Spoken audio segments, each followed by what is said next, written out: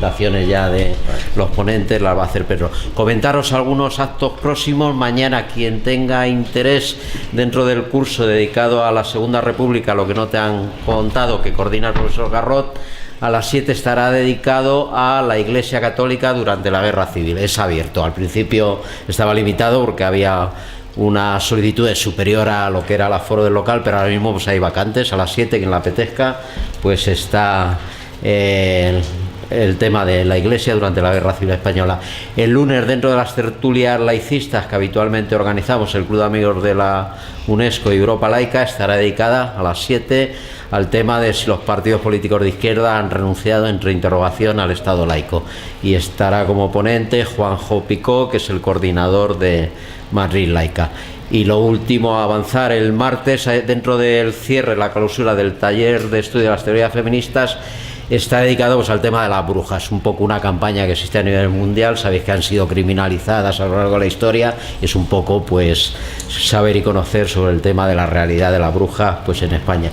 Y por último, el miércoles, aprovecho también, dentro del Cine Club, que está dedicado a 5 directoras, pues hay una proyección de cine que es abierto. Me parece que es Cuando vuelvas a mi lado. Tenéis todo lo que estoy contando aquí en tablón de anuncios y nada más por mi parte, y espero que el tema de hoy, que es bastante interesante, que resulte pues de vuestro agrado, y luego habrá una participación, pero ya esto lo cuenta Pedro. Gracias. Gracias, Antonio. ¿Se oye? ¿Está?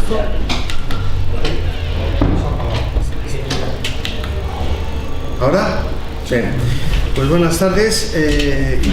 Una vez más, gracias al CAUM.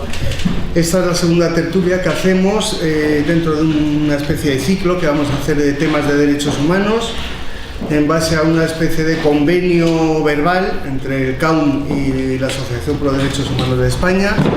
La primera fue hace un mes y pico, se proyectó El silencio de otros, para hablar de los crímenes del franquismo y de la memoria histórica. Bueno, pues en relación con el tema de hoy, y poniendo un marco más general, en noviembre pasado conmemoramos el 70 aniversario de la Declaración Universal de Derechos Humanos, con una mesa redonda también, o con un coloquio como este que vamos a hacer hoy. Y la Declaración Universal, para mí, hablo desde el campo del activismo en derechos humanos, pues es un documento de extraordinario valor en la historia de la humanidad. Un documento que es mejorable y que para más INRI no se cumple, pero aún así yo creo que hay que destacarlo como un hito para la humanidad, ¿no? Y que culmina una historia de más de 2500 años. Pues esta es la antigüedad que tiene el considerado primer documento de derechos humanos, que es el Cilindro de Ciro el Grande, un documento que se halló en 1879 entre las ruinas de Babilonia, pero que por cosas del colonialismo está en el Museo Británico de Londres.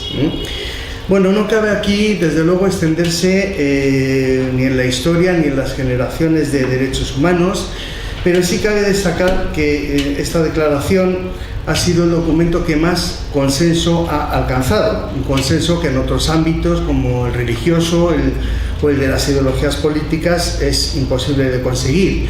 Y un indicador de su importancia es que es el documento más traducido del mundo. A día de hoy constan más de 520 traducciones. Pero es evidente que, claro, en 1948 muchos temas que hoy nos ocupan y nos preocupan no estaban en la agenda de aquellos días. Así que derechos como los que se reclaman hoy por parte de los movimientos sociales, como una renta básica, como la inclusión digital, como el derecho a la paz, el derecho a un medio ambiente sano, el derecho a la ciudad, el derecho al desarrollo, y hoy vamos a hablar de la eutanasia. Pues estos temas han ido cobrando importancia en las últimas décadas y formando parte de la conciencia de todos, de la sociedad. Y tal ha sido la creciente conciencia y presión de estos nuevos derechos que en 2007, tras un proceso que se inició en Barcelona 3 años antes, fue formulada en la localidad mexicana de Monterrey la Declaración Universal de Derechos Emergentes. Es un texto que pretende actualizar la Declaración de 1948 y su artículo 1 trata del derecho a la existencia en condiciones de dignidad. Y en el punto 7 se menciona el derecho a una muerte digna, que asegure, dice literalmente el texto, a toda persona el derecho a que se respete su voluntad de no prolongar artificialmente su vida, expresado en un testamento vital o documento similar formalizado con las debidas garantías.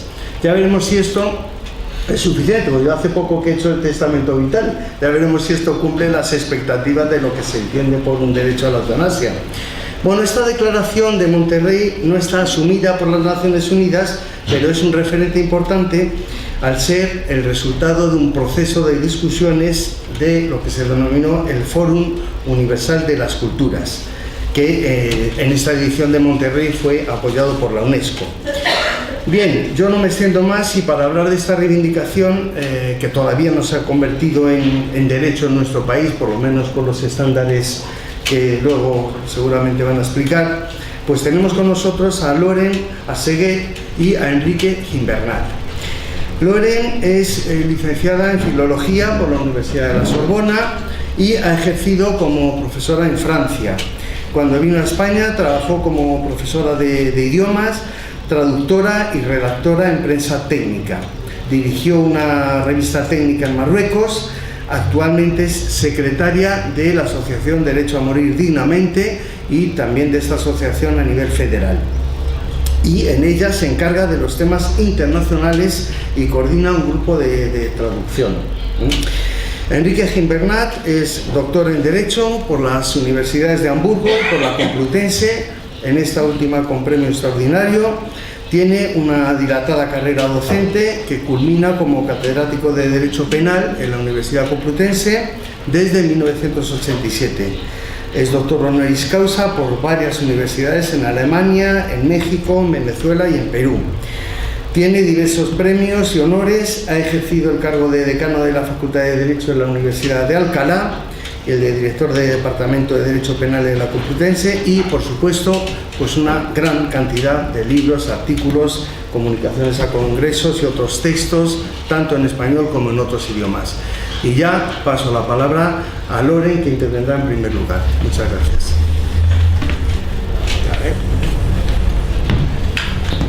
Muy bien, buenas tardes a todos y a todas. Primero agradecer a la Asociación por Derechos Humanos de España y al CAUM la invitación a participar en este debate sobre la eutanasia. La eutanasia está efectivamente en el centro del debate en este país y en muchos países, pero concretamente en este país, ya que, como sabéis, había un proyecto de ley presentado por el PSOE en el Parlamento. También había llegado un proyecto de ley para modificar el Código Penal y despenalizar la eutanasia traído por el Parlamento, mandado por el Parlamento de Cataluña, pero las elecciones anticipadas han hecho decaer este proyecto, ¿no? Entonces habrá que volver a empezar en la nueva legislatura. Al mismo tiempo, hemos conocido a través de la prensa y de los medios de comunicación aquí en este país dos casos absolutamente sangrantes, que son, por un lado, el de Maribel Tellaeche, en el País Vasco, una mujer con Alzheimer que había hecho su testamento vital, que pedía la eutanasia cuando llegase el momento en que no reconociese a sus allegados, sus hijos, su marido. Y entonces, claro, como está prohibido en España, la familia empezó toda una lucha para hacer reconocer este derecho. Hicieron una petición en change.org que consiguió casi 200.000 firmas y yo creo que se habló muchísimo del tema y siguen todavía luchando. Y por otro lado, aquí en Madrid hemos conocido el caso de María José Carrasco, una enferma con esclerosis múltiple desde hace 30 años, totalmente dependiente desde hace 10 años, y su marido Ángel Hernández le prestó su mano, como él dice, en este acto de amor, de ayudarla a morir, ya que ella pedía desde hace mucho tiempo morir, no quería seguir viviendo en la condición de que ella juzgaba indigna, de total dependencia. Antes de seguir hablando del tema de eutanasia, yo creo que es importante precisar qué entendemos por eutanasia. Eutanasia a nivel etimológico significa buena muerte. Concretamente ahora, cuando hablamos de eutanasia, hablamos de ayudar a morir a una persona que lo solicita libremente, para liberarse de un sufrimiento que es irreversible y que ella considera intolerable. Fundamental en la definición es la voluntad de la persona. Es una voluntad libre. La persona pide libremente terminar con su vida que juzga indigna. Eutanasia y homicidio en este sentido son dos términos totalmente incompatibles. La eutanasia siempre y por definición es voluntaria. El homicidio por definición es alguien que arranca la vida de otra persona contra su voluntad. Está claro que eutanasia está vinculado con el suicidio. Es la voluntad de una persona de acabar con su vida. Y el suicidio en nuestra sociedad todavía es un tabú.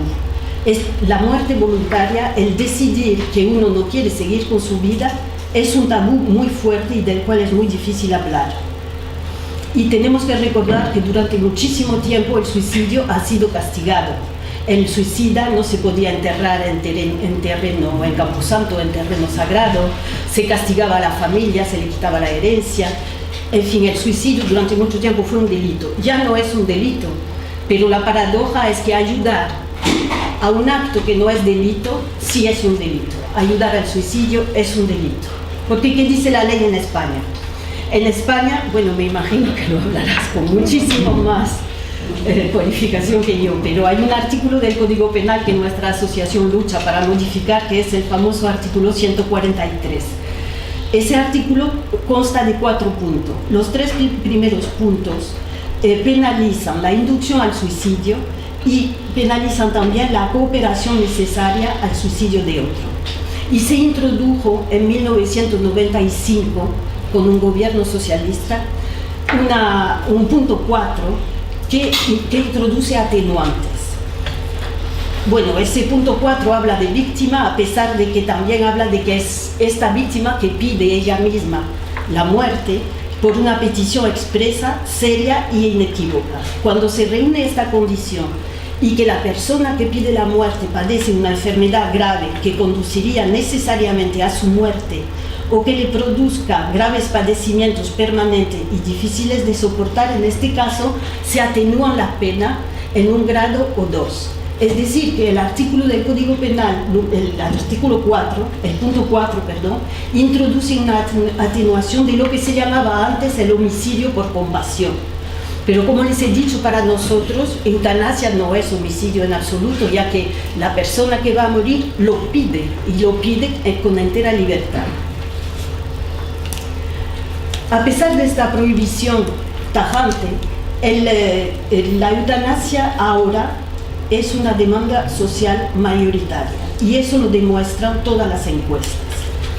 Metroscopia ha publicado a principios del mes de abril, yo creo más o menos una semana después de que saliese a la luz el caso de María José Carrasco, una encuesta en la cual preguntaba: ¿cree usted que un enfermo incurable tiene derecho a que los médicos le proporcionen algún producto para poner fin a su vida sin dolor? El 87% de los encuestados contestaron positivamente a esta pregunta. Y lo que es más significativo todavía es que la respuesta positiva es absolutamente transversal. Lógicamente, el 97% de los votantes de Podemos contestaron que sí, y el 93% de los votantes del PSOE, el 91% de los de Ciudadanos y el 65% de los del Partido Popular, que se opone a la eutanasia. Os acordaréis que Casado dijo que no era un problema, que eso no existe en España como problema. Y más significativo todavía es que incluso el 59% de quienes se definen como católicos practicantes contestaron que sí.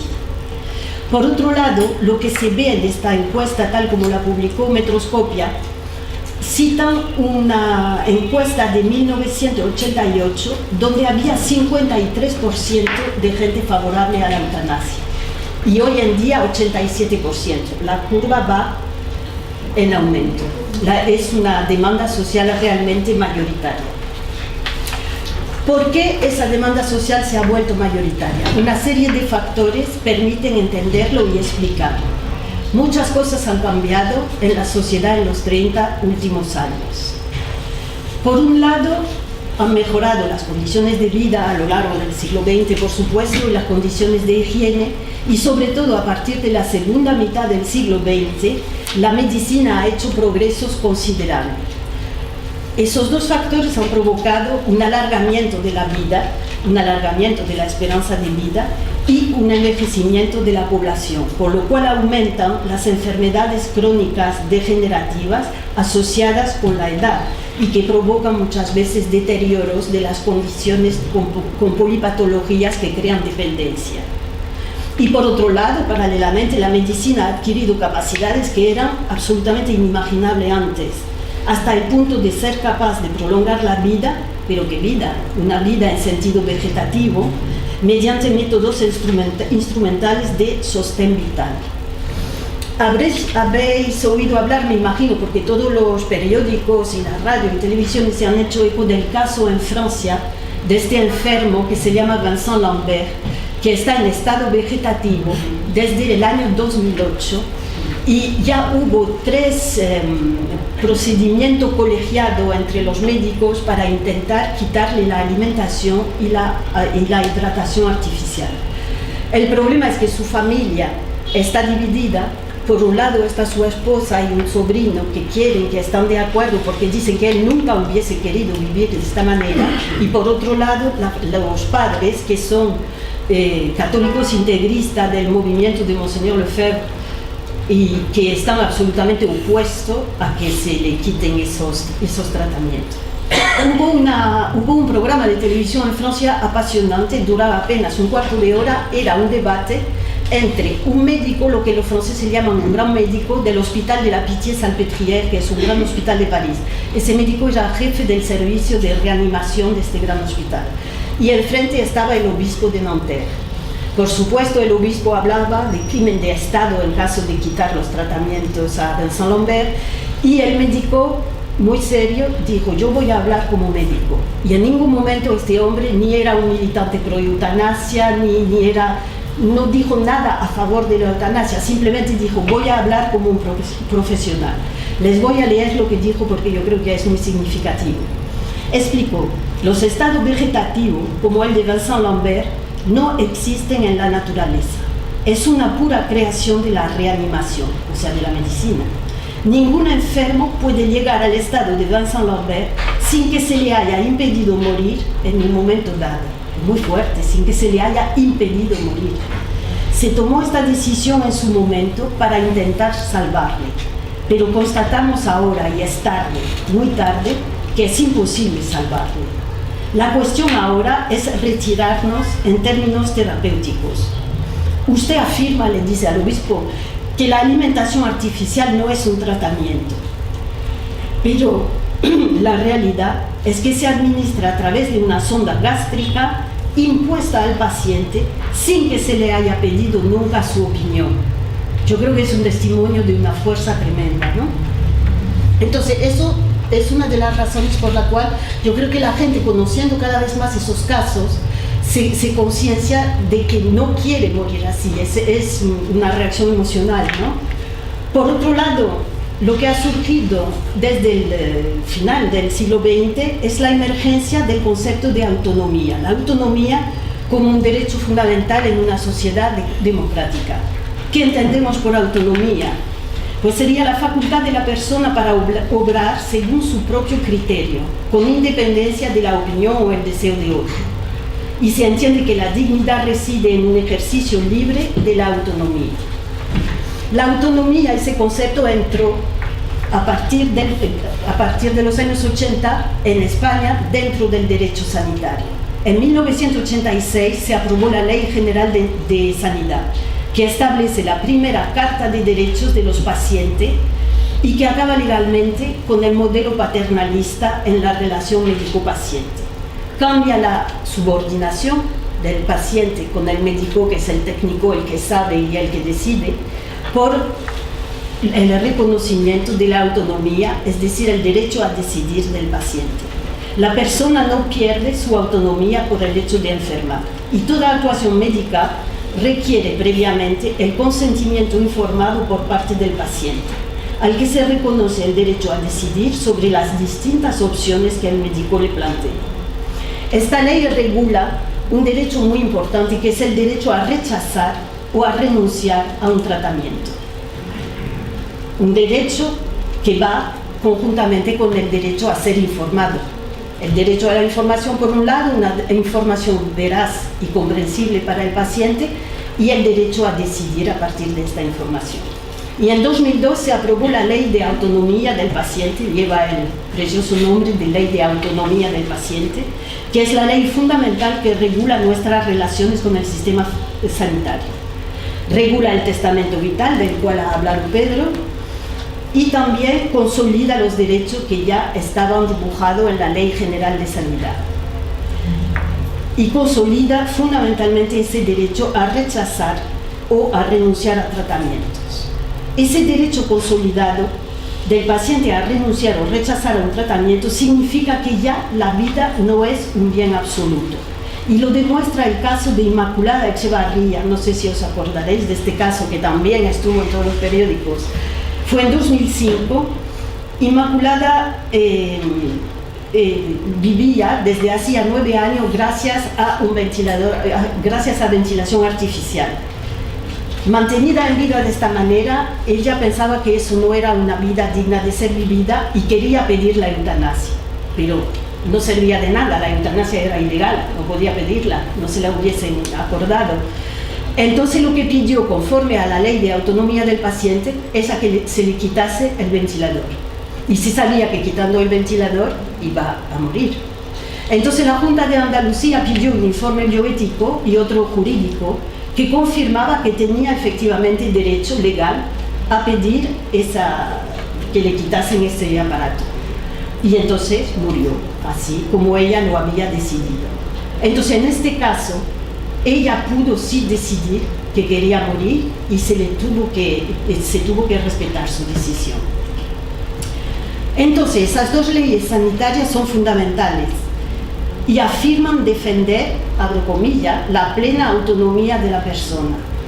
Pero la realidad es que a día de hoy las decisiones fundamentales sobre el cuándo y el cómo morir están negadas a la ciudadanía, menos en el caso, que es como una paradoja, menos en los casos como el de Inmaculada Echevarría. Si dependemos de un ventilador, de una alimentación e hidratación artificial, entonces podemos rechazarlo, pedir que nos quiten los aparatos y entonces podemos morir. En este caso sí podemos pedir morir. Y finalmente, desde finales del siglo XX, otro enorme paso explica que tengamos más conciencia de que este derecho sí lo podemos reclamar. Es que hay países donde se ha regulado. En los 20 últimos años, en varios países se ha regulado la eutanasia o el suicidio asistido. Voy a citarlo porque con ocasión de la historia de María José Carrasco, los periódicos se han dedicado a publicar un poquito lo que sacaban de internet y que no está en general muy actualizado. ¿En qué países de nuestro entorno se puede conseguir la eutanasia o el suicidio asistido? Todos conocéis el caso de Suiza, que acoge extranjeros. Suiza es un caso muy peculiar, porque en Suiza la eutanasia es delito, pero no lo es el suicidio asistido, es decir, que un médico prescriba una poción letal que luego el enfermo tendrá que tomar. El suicidio asistido no es delito siempre y cuando no sea por motivos egoístas, que no haya intereses personales o económicos que intervengan. Y habréis oído hablar de las 3 asociaciones suizas que están abiertas a acoger extranjeros: Dignitas, la más conocida, Life Circle y Ex Internacional, que suplen así las carencias de los países vecinos. Muchos españoles no van porque hay un problema de idioma, pero franceses, ingleses, muchísimos van a Suiza.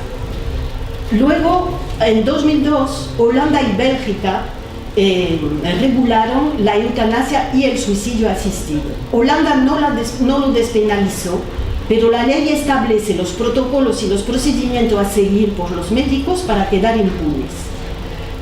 Y Bélgica sí ha despenalizado en 2002 también la eutanasia y el suicidio asistido, y al mismo tiempo que votaba una ley de eutanasia, votó una ley de cuidados paliativos y una ley de autonomía del paciente. Holanda no acoge pacientes extranjeros, pero Bélgica actualmente está sumergida de solicitudes de franceses. No pueden responder a la cantidad de solicitudes que están recibiendo y hay declaraciones de médicos holandeses que dicen que a ver cuándo Francia hará los deberes y aprobarán la ley de eutanasia, ¿no? Luego, en el tercer país de esta zona que ha regulado la eutanasia es Luxemburgo en 2009, una ley similar a la belga, pero muy poco aplicada porque hay un enorme obstruccionismo por parte de las instituciones médicas. Eso es para Europa: Suiza, Holanda, Bélgica y Luxemburgo. En el continente americano, en Estados Unidos, 8 estados tienen leyes de suicidio asistido. No permiten la eutanasia. Son leyes para pacientes con un pronóstico de menos de 6 meses de vida, es decir, pacientes terminales y con un sufrimiento insoportable comprobado por 2 médicos. Entonces, un médico prescribe la medicina letal que el paciente toma por sí mismo cuando quiere. El primer de los estados que ha legislado el suicidio asistido es el estado de Oregón en 1998. Es una experiencia que ha sido muy estudiada y que es muy útil para conocer qué es lo que pasa. Lo hablaré luego un poquito más en detalle. En el continente americano también está Canadá. Canadá hubo una sentencia histórica del Tribunal Constitucional en 2015 que declaró inconstitucionales los artículos del Código Penal que penalizaban las conductas eutanásicas y que otorgó 1 año al gobierno para legislar. El gobierno arrastró los pies, pero en fin, 4 meses antes del final empezaron a legislar, tuvieron que prolongar porque siempre hay un problema político, se encuentran muchísimas oposiciones y finalmente en junio de 2016 el Parlamento Federal adoptó una ley, pero que pone condiciones mucho más restrictivas que las que estaban definidas en la sentencia del Tribunal Constitucional. Con lo cual hay movimiento en Canadá actualmente. Bien, es un país que se mueve por un derecho diferente al nuestro, que va por jurisprudencia, por casos, se llama common law. Entonces hay pacientes que no pueden acceder, que podrían haber accedido con lo que dijo el Tribunal Supremo, pero no pueden con lo que dice la ley, y que están intentando volver a subir al Tribunal Supremo para ampliar los criterios de acceso a la ley. Y luego finalmente hay un caso extraño, un caso muy raro, que es Colombia. Porque en Colombia la eutanasia está reconocido como un derecho fundamental en la Constitución. Se reconoció en el 1998, pero quedó en el limbo hasta el 2015, donde también un caso volvió a subir hasta el Tribunal Constitucional que instó al Congreso a legislar. Y en 2015 se legisló y se amplió la legislación en 2018 a los menores en ciertas circunstancias. Pero hay muchísima dificultad de aplicación también de esta ley en Colombia. En muy pocos casos es muy difícil que los hospitales accedan. Y finalmente queda el caso de Australia. El estado de Victoria en Australia legalizó la eutanasia y el suicidio asistido el año pasado. La ley entrará en vigor a mediados de junio, o sea, dentro de pocos días. Se están preparando. Los políticos se vanaglorian de que es, abro comillas, la ley más garantista del mundo. Es una ley de 130 páginas que pone salvaguardia por todos lados, con muchísima burocracia, con lo cual no sabemos muy bien si va a funcionar, si va a ser posible acceder a la prestación de la eutanasia con tantas cortapisas burocráticas como las que han inventado. Habrá que observar lo que pasa allí. Y nada más, no hay más sitio en el mundo donde haya leyes de eutanasia. Pero todas esas experiencias sí nos dan datos, porque han sido muy estudiadas, sobre todo las más antiguas, que nos permiten responder con datos a los argumentos que se nos oponen para decirnos que no se puede regular la eutanasia. Se habla de pendiente resbaladiza, eso siempre sale la expresión. Pendiente resbaladiza puede significar pues que si se abre la puerta a matar, como dicen ellos, pues ya no se sabe dónde se va a terminar, ¿no? Lo que hay que saber es que desde que se aprobaron las leyes en Holanda y Bélgica en 2002, por supuesto las cifras fueron en aumento. Al principio los ciudadanos no conocen una ley y poquito a poco se van apropiando de un derecho y van ejerciendo. Sin embargo, es un derecho que siguen ejerciendo siempre una minoría. En Bélgica en 2018 hubo 2.350 eutanasia. En los Países Bajos en 2018 hubo 6.126 eutanasias.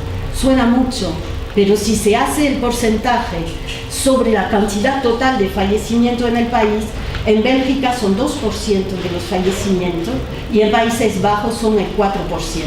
En general, la gente que se opone a la eutanasia os da las cifras brutas, 6.000 muertos al año, pero es que son 4% de los fallecimientos. En estas proporciones, si se legalizase la eutanasia en España, representaría entre 8.000 y 16.000 casos al año. Sin embargo, aunque concierne a un pequeño número de personas, son siempre casos muy señalados.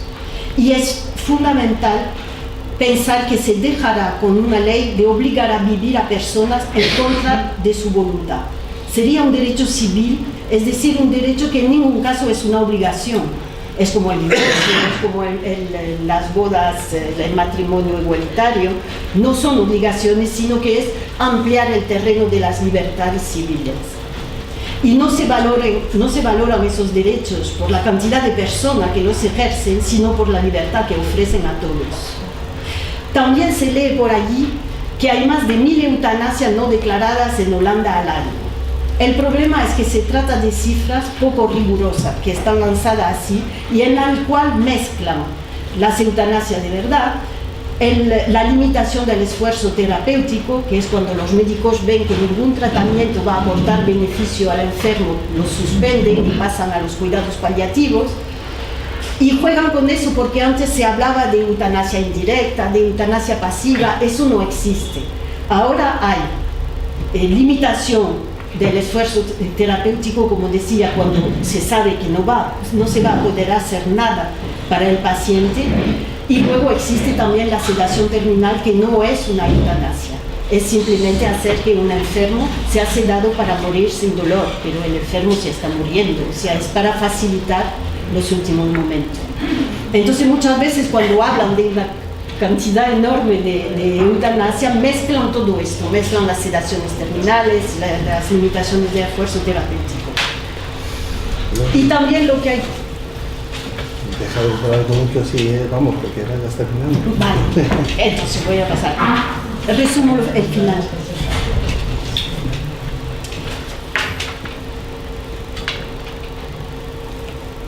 Yo creo que lo que hay que decir para terminar, entonces para abreviar y luego hablamos, que no se aceptan en ninguno de esos países con facilidad las peticiones de eutanasia. Las leyes son muy rigurosas y definen criterios muy rigurosos, que no hay presiones, hay muchísimos controles para estar seguro de que es la voluntad del paciente y que no es el médico que se impone. Y después que son leyes que tienen un grado de cumplimiento muy alto, porque hay comisiones de control que operan y que cuando no se siguen exactamente los procedimientos y no se estudia bien los requisitos, pues sí intervienen, convocan a los médicos. Lo que hay que saber es que una ley de eutanasia permite morir bien, porque morir bien va mucho más allá de lo que pueden ofrecer los cuidados paliativos, y eso yo creo que podremos hablar de eutanasia y cuidado paliativo después. La eutanasia permite morir como uno quiere y de acuerdo con su proyecto vital. Y perdón si me he alargado demasiado.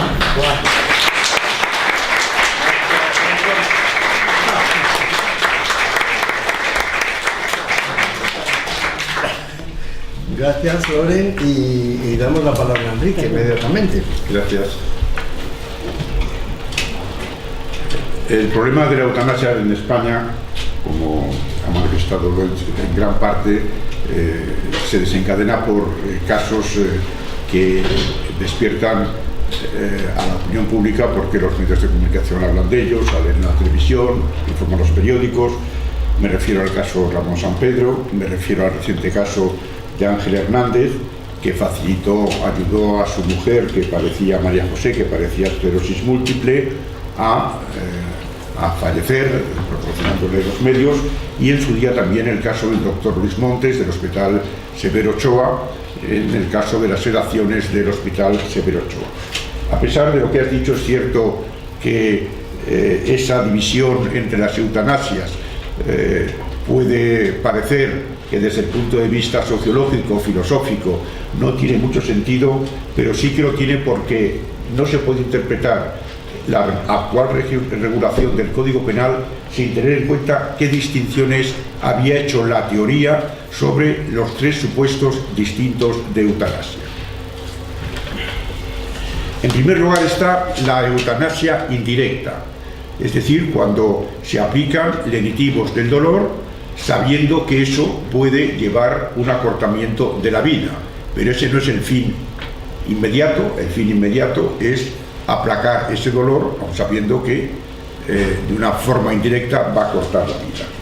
En segundo lugar está el caso de la eutanasia pasiva, que es el que decías tú de esta mujer de Andalucía. Aquí se trata de que no se prosigue un tratamiento con un enfermo terminal. Y esto se puede hacer por acción, se puede hacer, por ejemplo, desconectando el respirador, como en el caso de Andalucía. Evidentemente, si se autorizó es porque eso no es delito de acuerdo con la ley española, o bien ante un enfermo terminal, no tratando una pulmonía que se le presenta. Estos supuestos son los supuestos de eutanasia pasiva, que se trata de no proseguir un tratamiento. Frente a la eutanasia pasiva, el antagonista sería el encarnizamiento médico, que es cuando artificialmente se mantiene a una persona en vida a pesar del sufrimiento que ello no lo provoca, que es el caso de Francisco Franco, que es el caso del mariscal Tito y que es el caso de Hirohito. Y en tercer lugar está la eutanasia activa o directa, es decir, cuando la única finalidad de la acción del sujeto, bien ayudando, bien directamente inyectando una sobredosis de morfina, es matar, es acabar con la vida de otra persona en una situación eutanásica. Esta eutanasia activa o directa es la única que en estos momentos está castigada por el Código Penal. Y no es punible ni la eutanasia indirecta, es decir, cuando se trata de calmar el dolor de otra persona con medicamentos que pueden acortar su vida, o cuando se desiste de proseguir un tratamiento, como en el caso de Andalucía. Esto es así, se deriva del Código Penal, porque el legislador, teniendo en cuenta y conociendo esa distinción teórica, dice en el artículo 143, regula en el número 1 la inducción al suicidio, en el número 2 la cooperación necesaria al suicidio, fuera de supuestos eutanásicos en ambos casos, en el 143.4.3 regula el homicidio consentido, cuando ya directamente se mata a otra persona, por ejemplo con una sobredosis de morfina, y finalmente en todos estos supuestos el 143.4 introduce desde el Código Penal de 1995, porque este artículo proviene de 1995, del Código Penal de 1995, que se realicen esas conductas de cooperación al suicidio o de homicidio consentido en supuestos eutanásicos. Pero el 4 dice: el que causare o cooperare activamente con actos necesarios y directos. A contrario, de aquí se deduce que solamente se castiga la eutanasia directa, que no se castiga ni la indirecta, ni se castiga tampoco la pasiva. Es decir, lo que se castiga es el supuesto, por ejemplo, de San Pedro, el supuesto de Ángel Hernández, pero no el supuesto del doctor Montes. Contra el doctor Montes, en su día,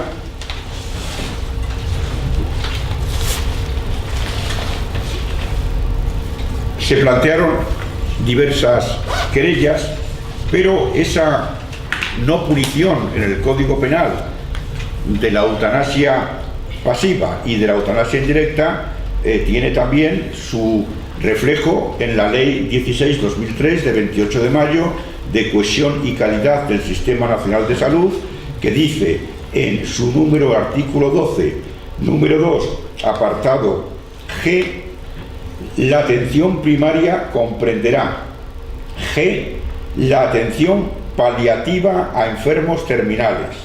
Y el artículo 13 dice: prestación de atención especializada, y en el número 2, la asistencia sanitaria especializada comprenderá, apartado F, la atención paliativa a enfermos terminales.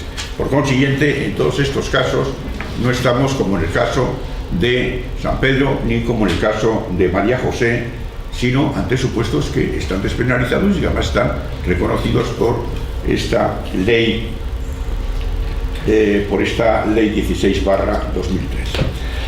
Bien, el doctor Montes, para situarnos un poco cómo se desarrolló el caso del doctor Montes, desgraciadamente recientemente fallecido, es que efectuaba sedaciones, es decir, aplicaba eutanasias indirectas o en su caso pasivas para atenuar los dolores de las personas que llegaban a su servicio, y estas fallecían y se anticipaba la muerte.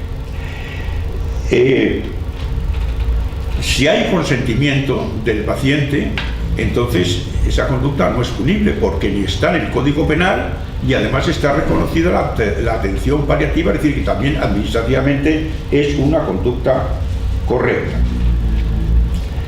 Es más, yo pienso que si el médico no actúa, a pesar de que el paciente le dice que no quiere seguir sufriendo y no le aplica los paliativos, que están reconocidos también tanto por la legislación extrapenal como por la legislación penal, en el sentido de que no castiga la eutanasia pasiva, incluso el médico se podría hacer responsable de un delito de lesiones por omisión, porque si el paciente terminal se lo pide y él se niega a obedecer lo que le indican, entonces él es garante de que el sujeto no va a sufrir, de la misma manera que un médico responde por omisión si viene alguien a urgencia, si no aprecia que tiene un infarto y no le trata, o no aprecia que esa conmoción cerebral que ha sufrido un niño es muy grave y no le trata, y el niño posteriormente sufre a consecuencia de esa caída graves daños neurológicos, o el paciente del infarto que no ha sido detectado fallece. Es decir, que el médico es un garante, y si realmente está sufriendo, a pesar de que el sujeto le ha pedido, el enfermo terminal, que le auxilie, entonces respondería de unas lesiones por omisión, porque estaba atentando a su bienestar.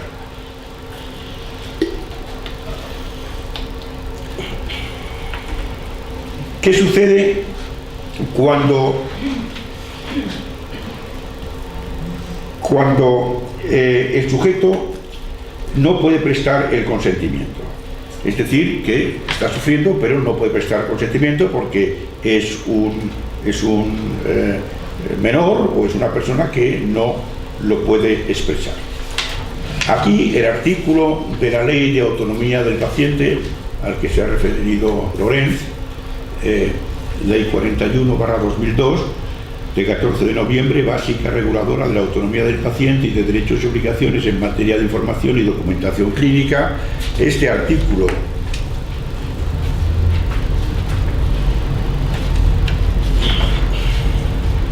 (9) habla del consentimiento por representación cuando no sea posible recabarlo del paciente, bien porque es incapaz, bien porque no es válido su consentimiento, bien porque realmente no puede expresarlo. Entonces, la representación la tienen los parientes, y hay quien dice, pues no hay problema, será lo que digan los pacientes, como en el caso que se acaba de referir de este enfermo en Francia.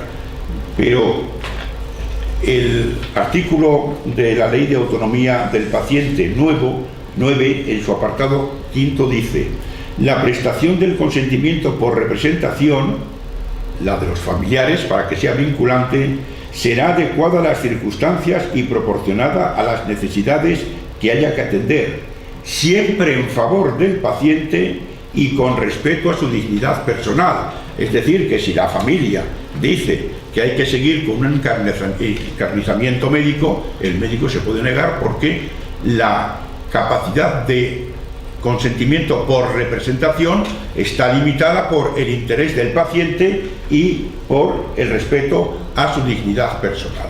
Es decir, que aquí es el médico el que decide, y realmente lo que sucede en Francia en mi opinión, no sería admisible aquí, no se admitiría lo de la representación, no se admitiría porque eso no va en beneficio del paciente y no es algo que afecta a su dignidad. Por otra parte, si realmente lo dejáramos todo en manos de los familiares, pues que podía ser de la mujer que ha sido maltratada y que entonces, para vengarse en los últimos momentos, tiene que su marido sufre y no dar consentimiento, o el hijo alcohólico y drogadicto que no ha hecho más que dar disfrutar a su padre y dice pues que sufra ahora para que se muera. Es decir, que no es solamente una representación automática, sino que debe ser en favor del paciente y respetando la dignidad humana.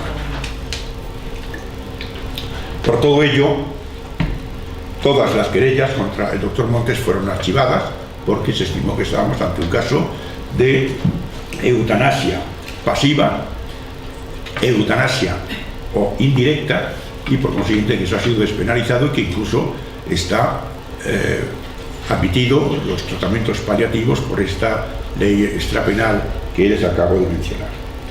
Vamos ahora entonces, y ya con esto termino, al caso de San Pedro y al caso de Ángel Hernández.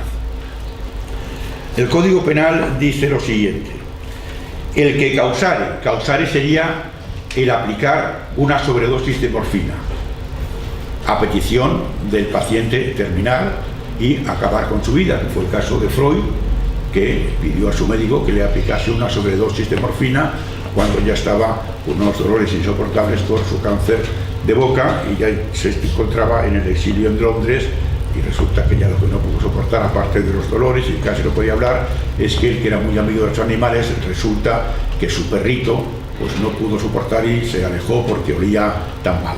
Entonces este sería un caso de causar la muerte en un supuesto eutanásico. O cooperare activamente con actos necesarios y directos a la muerte. Vuelvo a repetir, dice activa e directo. Por consiguiente, la indirecta y la masiva están despenalizadas.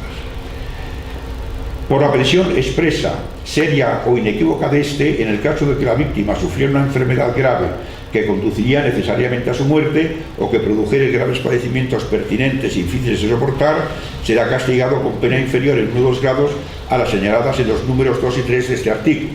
Aquí hay que irse a la pena prevista para la cooperación necesaria al suicidio, que es de 2 a 5 años. Como entra la pena inferior en 1 o 2 grados, la pena inferior en 1 grado sería de 1 año a 2 años y la pena inferior en 2 grados sería de 6 meses a 1 año. Pero en el caso de Ángel Hernández concurre además una atenuante, que en este caso sería la atenuante de parentesco. Es una circunstancia mixta, dice el Código en el artículo 23, es circunstancia que puede atenuar o agravar la responsabilidad según la naturaleza de los motivos y los efectos del delito, ser o haber sido el agraviado cónyuge o persona que está ya ligada de forma estable por análoga relación de afectividad. En este caso el parentesco opera como atenuante, dado que ha sido por unos motivos completamente piadosos y de acuerdo con la mujer, y además se le podría aplicar la atenuante porque es cierto del 21.4, la de haber procedido el culpable antes de conocer que el procedimiento se dirigía contra él a confesar la infracción a las autoridades. Todo esto supondría la aplicación de 2 atenuantes, tal vez incluso como muy cualificadas. Entonces voy a poner la pena inferior en 1 o 2 grados ya a la prevista, que podía ser de 6 meses a 1 año. La inferior en 1 grado sería porque cuando hay una circunstancia muy cualificada se puede poner la pena inferior en 1 o 2 grados, a la inferior en 2 grados sería de 6 meses a 1 año, entonces sería de 3 meses a 6 meses o de 1 mes y medio a 3 meses. En este caso, si es inferior a 3 meses, es preceptivo sustituirla por multa, es decir, que la pena que se le va a imponer es una pena pues, realmente muy leve. Quiero hacer solamente una breve referencia al derecho comparado, aunque lo tuyo ha sido muy completo. Querría añadir, claro, cuando lo que se hace, por ejemplo, como en Oregón, o lo que se hace en Washington, o lo que se hace en Suiza, es la asistencia al suicidio, lo que se está despenalizando es solamente la cooperación necesaria al suicidio, pero no la eutanasia directa cuando, como en el caso de Freud, se aplica una sobredosis de morfina, que esto es lo que yo creo que se está permitido en Holanda y en Bélgica y en Luxemburgo. Aquí se permite la eutanasia directa. En Alemania, por ejemplo, que no existe un precepto parecido al 143 español, que te acabo de decir, no está castigado el auxilio al suicidio, aunque sea un sujeto que no tiene ningún tipo de presupuesto eutanásico, es un sujeto que está desesperado de la vida. Si alguien le da cianuro, eso no está castigado en el Código Penal alemán. Por consiguiente, tampoco lo está, con mucho mayor motivo, si se trata de un supuesto eutanásico. Lo que sucede es que en 2015, y precisamente como consecuencia de las organizaciones suizas como EXIT, que están comercializando Dignitas en Alemania, entonces se ha introducido un párrafo en el Código Penal alemán que sí que castiga a los que de una forma comercial están haciendo propaganda del auxilio en casos eutanásicos. Solamente se castiga a ellos, pero no se castiga a los parientes que acuden a esas organizaciones suizas. Bien, yo creo realmente que habría que despenalizar el último supuesto, la eutanasia directa, que es la única que está en este momento castigada por el Código Penal español, porque si una persona está sufriendo y se la mantiene el sufrimiento, eso afecta a la dignidad de la persona, afecta al libre desarrollo de la personalidad, afecta a la libertad ideológica, porque realmente el único motivo por el cual uno no puede acabar con su vida es la idea religiosa muy respetable de que la vida solamente está en manos de Dios y que uno no puede disponer de ella. Pero para los que no crean en la religión, no existe ningún argumento de carácter ético por el cual una persona no pueda acabar con su vida cuando le parezca que está bien. Y finalmente es que además en estos casos el sujeto puede estar sufriendo unos dolores equiparables o muy superiores a las torturas que puede practicar un tercero, conducta que está castigada no solamente en el Código Penal español, sino en los convenios europeos de derechos humanos, en la Declaración Universal de Derechos Humanos, la prohibición de tortura. Es decir, que se está permitiendo que un sujeto sufra torturas, y por consiguiente yo creo que la eutanasia directa, en el sentido que está regulada, cuando el paciente lo pide, en Bélgica, en Holanda y en Luxemburgo, sería la solución, y de esta manera arrancaríamos del Código Penal el último tramo de eutanasia que todavía está castigada en el derecho español, que es la eutanasia directa, es decir, cuando o bien directamente mediante una sobredosis de morfina, o bien facilitando, como en el caso de San Pedro, de Ángel Hernández, facilitando el preparado para que el sujeto se la tome él mismo, por consiguiente solamente una cooperación. Entonces estos casos serían despenalizados, que yo creo que es el último paso que le queda dar al legislador español. Muchas gracias.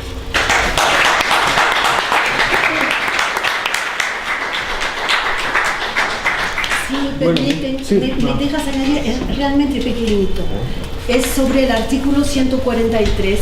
Estamos pidiendo que se mantenga el punto 4 de atenuación, pero que se le añade que esos supuestos de un enfermo que pide libremente por sufrimiento morir esté despenalizado según la ley de eutanasia que se apruebe cuando lo haga un médico, pero que se mantenga la atenuación cuando alguien como Ángel Hernández ayude a su mujer, por ejemplo. Entonces pedimos que no desaparezca esta atenuación cuando actúa alguien que no es médico. Simplemente quería añadir. Sí, me parece muy oportuno, porque claro, en todos estos casos de Bélgica, de Luxemburgo y de Holanda hay que ir a un comité médico, y tiene que ser, para que sea impune, con Suiza, llevado a cabo por un médico. Y hay toda una serie de requisitos que hay que pasar. Pero claro, siempre queda que un pariente no acuda a esas posibilidades que sí que le ofrece entonces, en Bélgica, en Holanda, en Luxemburgo, su propio derecho, que es acudir a los médicos para que ellos sean los que practiquen la eutanasia. Si ellos lo hacen, por ignorancia o lo que sea, me parece muy bien y muy oportuno que se mantenga ese atenuante para cuando se practique la eutanasia, pero al margen de lo regulado, en el sentido de que lo tienen que hacer los médicos. Bueno, pues abrimos turno.